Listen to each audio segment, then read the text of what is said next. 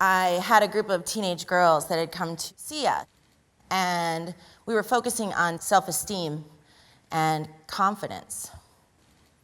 I'd been teaching them about how horses are so good at helping us find our authenticity and helping us speak our truth. As any good teenager would do, they challenged me, and I happily accepted. So I asked for a volunteer, and a young girl named E, we'll call her E, volunteered to step into the round pen with the horse. So the horse is in the round pen at liberty, which means there's no ropes, there's no halters, free will. The horse has choice. And so I asked E if she'd be willing to walk and speak the words, "I love who I am." And she felt like that was a good fit. So she started walking in the round pen, and as she's walking, the horse just stands there as she repeats the word, "I love who I am." The horse standing there was my cue that this wasn't E's truth, and so I asked her, and she confirmed my suspicion.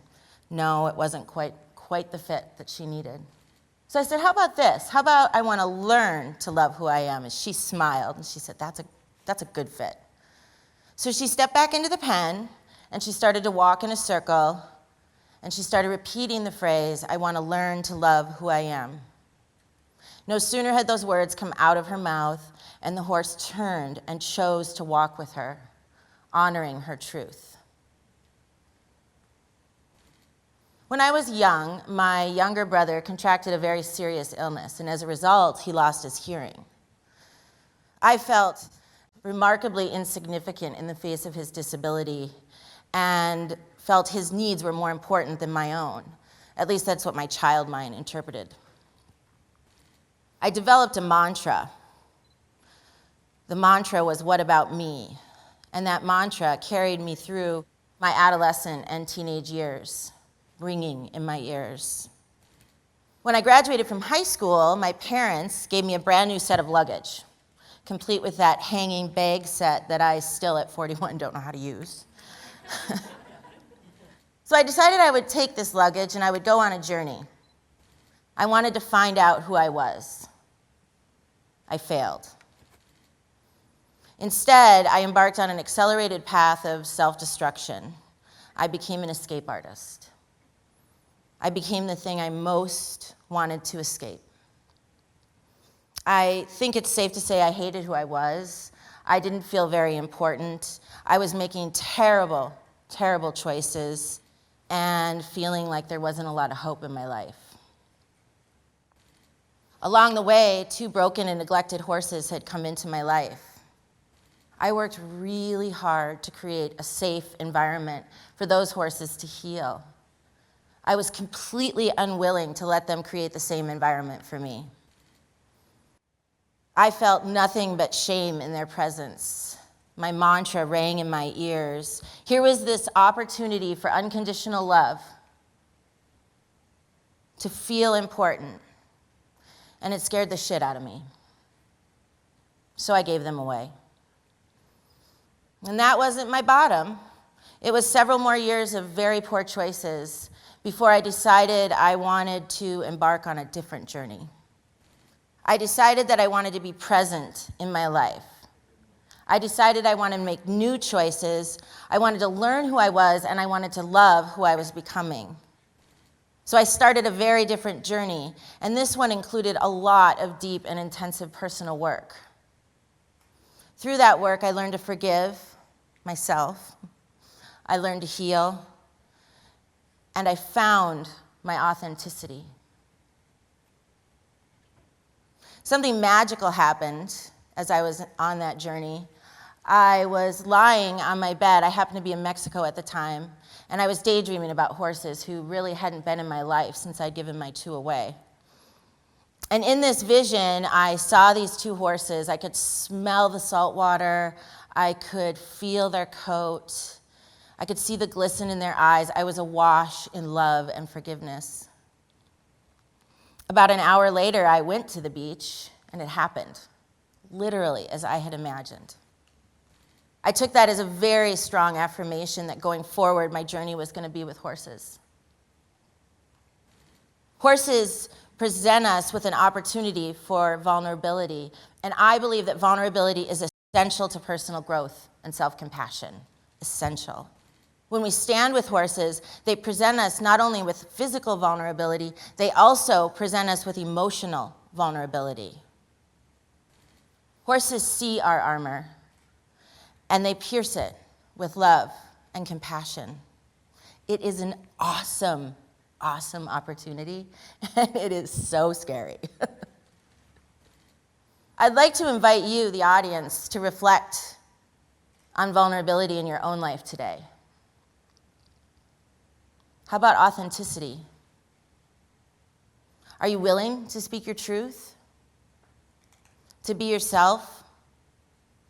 To risk appearing selfish, to practice self-care?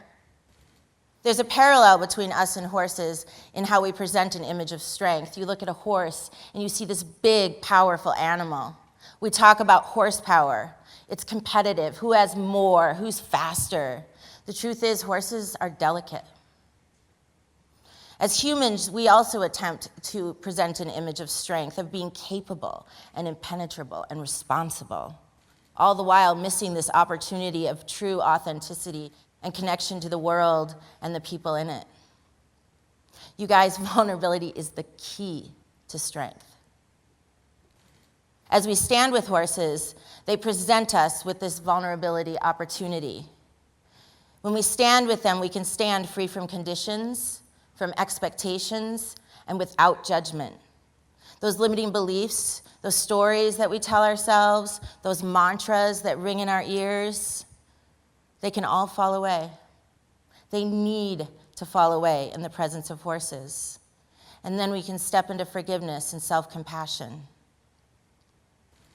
Horses, because of their keen prey mentality, sense everything, and our emotions have frequencies.